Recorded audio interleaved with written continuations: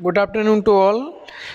इस वीडियो में हम बात करेंगे डीएलएड सेकेंड सेमेस्टर के विज्ञान शिक्षण या साइंस टीचिंग के आज के पेपर के कि किस तरह का पेपर आया था, क्या ऑप्शन करेक्ट हैं आपके और किस तरह से आपको अटैम्प्ट करना था। चलिए इस वीडियो में हम बात करेंगे और आप लोग अपने कमेंट बॉक्स में नंबर लिखेंगे कितना क्वेश्चन आप लोग ठीक किए हैं।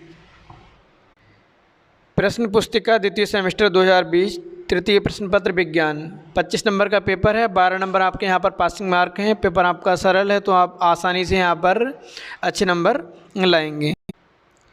हाँ, तो पहला प्रश्न है आपका जूल मात्रक है, तो जूल आपका कार्य एवं ऊर्जा दोनों का मात्रक है, तो यहाँ पर तीसरा ऑप्शन करेक्ट है आपका। अगला प्रश्न है आपका दूसरा, रबी की फसल है, तो रबी की फसल आपकी कौन सी है? चना। ठीक है, यहाँ पर चौथा ऑप्शन आपका करेक्ट है। तीसरा प्रश्न है आपका चंद्र ग्रहण की घटना होती है, तो चंद्र ग्रहण की घटना कब होती है? पूर्णिमा के दिन होती है। दूसरा ऑप्शन यहाँ पर आपका करेक्ट है। ठीक है, तीसरा प्रश्न है आपका डीपीटी के टीके से बचाव होता है, तो किसका बचाव होता है?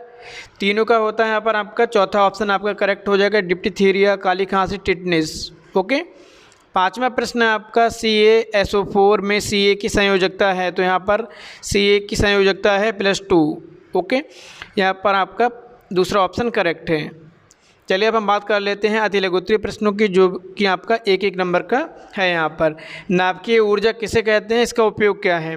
तो जब नाभिकीय ऊर्जा की हम बात करते हैं, जब नाभिकों में विखंडन होता है या नाभिकीय संलयन के दौरान जो ऊर्जा प्राप्त होती है उसको हम क्या कहते हैं? नाभिकीय ऊर्जा कहते हैं। नाभिकीय विखंडन में भारी नाभिक दो या दो से अधिक हल्के नाभिकों में टूटते हैं, और नाभिकीय संलयन में क्या होता है? नाभिकीय संलयन में दो या दो से अधिक हल्के नाभिक मिलकर भारी नाभिक का निर्माण करते हैं।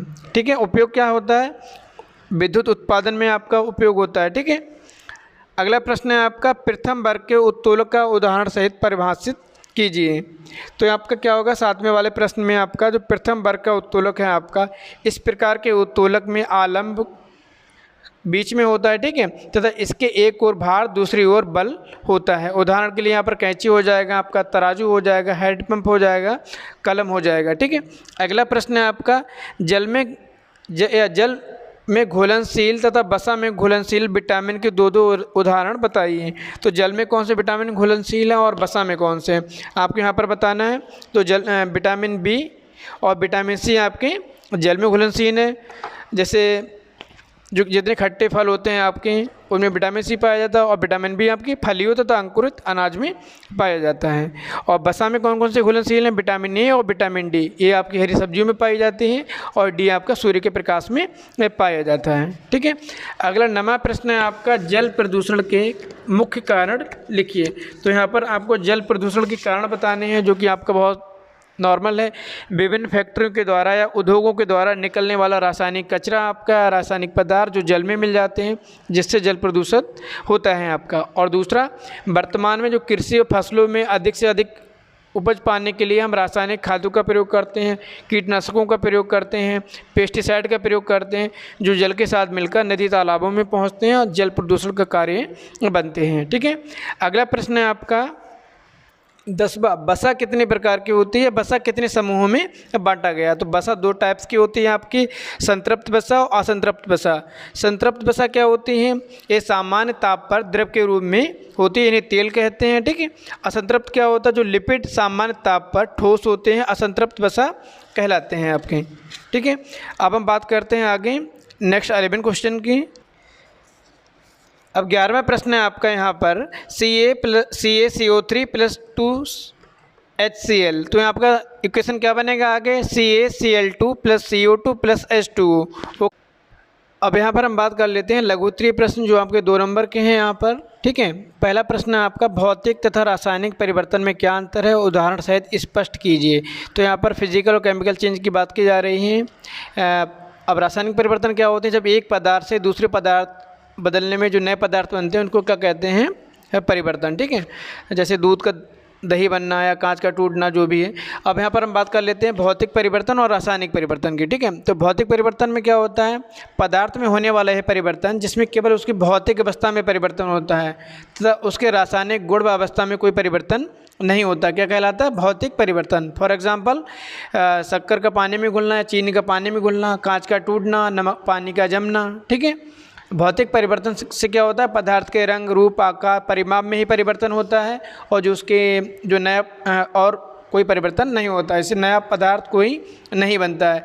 अभिक्रिया के को विपरीत करने पर सामान्यतः हमको उसकी प्राप्ति हो जाती है। रासायनिक परिवर्तन क्या है, वे परिवर्तन जैसे नया पदार्थ बनता है, दोबारा उस पदार्थ को हम प्राप्त नहीं कर सकते हैं। ठीक है, जैसे लोहे पर जंग लगना, दूध का दही जमना, इस तरह। ठीक है, अगला प्रश्न है आपका मृदा प्रदूषण के स्रोत और प्रभाव के बारे में बताना है। नॉर्मल क्वेश्चन है आपका, मृदा प्रदूषण के बारे में बताना है। प्रदूषित जल, वायु, कीटनाशक पदार्थ के द्वारा या घरेलू जो अपमार्जक होते हैं आपके मिट्टी में मिल जाते हैं, मिट्टी को दूषित करते हैं। पॉलीथीन के माध्यम से हो सकता है, आपकी रासायनिक खादों के माध्यम से भी हो सकता है, और जो अपशिष्ट पदार्थ होते हैं उनके माध्यम से। मृदा प्रदूषण के स्रोत क्या होते हैं, स्रोत होते हैं आपके घरेलू अपशिष्ट जैसे कूड़ा करकट और जो आपका डिटर्जेंट वाला पानी होता है। नगर पालिका का अपशिष्ट आपका जो गार्बेज आप देखते हैं सड़क पे पड़ा रहता है, कारखाने से निकलने वाला अपशिष्ट पदार्थ। ठीक है, और जो कृषि अपशिष्ट होते हैं आपके खेती में प्रयोग होने वाले कीटनाशक, पेस्टिसाइड वगैरह, और प्रयोग में लाए जाने वाले पॉलीथीन। ठीक है, अब प्रभाव क्या है, मृदा प्रदूषण के प्रभाव से जो आपका मिट्टी की उर्वरा शक्ति वो कम हो जाती है, अनेक बीमारी के रोगाणु जन्म ले लेते हैं, तो बहुत से प्रॉब्लम्स आपको यहाँ पर होती हैं। अगला है आपका मनुष्य के श्वसन तंत्र का नामांकित चित्र बनाना, तो यहाँ पर आपको चित्र बनाना था। ठीक है, अगला प्रश्न है आपका 15वां, प्रोकैरियोटिक तथा यूकैरियोटिक कोशिकाओं में क्या अंतर होता है। तो ये आपका 2 नंबर में प्रश्न था, प्रोकैरियोटिक तथा यूकैरियोटिक कोशिकाओं में।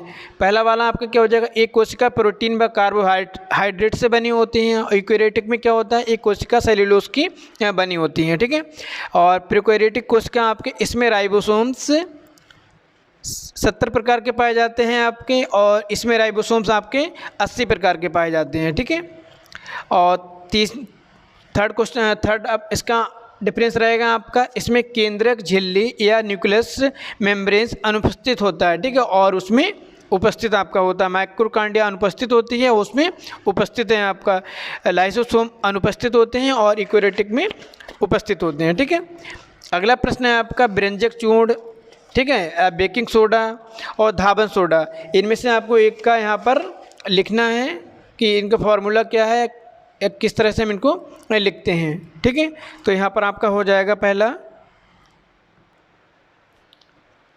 तो यहाँ पर व्यंजक जो चूर्ण है आपका उसका समीकरण हो जाएगा, क्या हो जाएगा, सूत्र CaOCl2। ठीक है, बेकिंग सोडा का आपका हो जाएगा यहाँ पर NaHCO3, और यहाँ पर लास्ट में आपका बचा धावन सोडा, तो यहाँ पर आपका हो जाएगा NaCO3।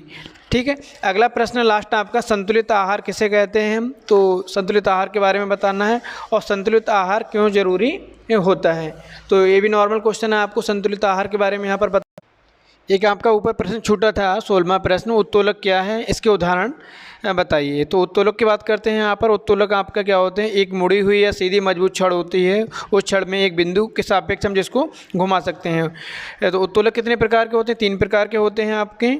ठीक है, उत्तोलक के प्रकार आलंब, भार, आयास की स्थिति भिन्न होने पर उत्तोलक कितने प्रकार के होते हैं, 3 प्रकार के। प्रथम प्रकार का उत्तोलक, द्वितीय प्रकार का उत्तोलक और तृतीय प्रकार का उत्तोलक। ठीक है, प्रथम प्रकार का जो उत्तोलक होता है उसमें क्या होता है, आलंब प्रकार के उत्तोलक में आलंब बीच में होता है, एक ओर से भार दूसरी ओर से बल होता है। उदाहरण के लिए कैंची तराजू आपकी हो जाएगी। ठीक है, अगला प्रश्न, अगला टाइप इसका द्वितीय प्रकार का उत्तोलक। इस प्रकार के उत्तोलक के बीच में भार के एक ओर बल दूसरी ओर आलंब होता है। उदाहरण के लिए सरौता, नींबू का रस निकालने वाली मशीन जो होती है, या स्क्रू ड्राइवर की हम बात यहाँ पर कर लेते हैं। लास्ट आपका तृतीय प्रकार का उत्तोलक। इस प्रकार के उत्तोलक में एक सिरे पर आलंब दूसरे सिरे पर भार होता है, बीच में बल लगाया जाता है। उदाहरण के लिए चिमटा हो जाएगा आपका, चाकू हो जाएगा या फावड़ा हो जाएगा, इस तरह के उदाहरण होते हैं। तो बस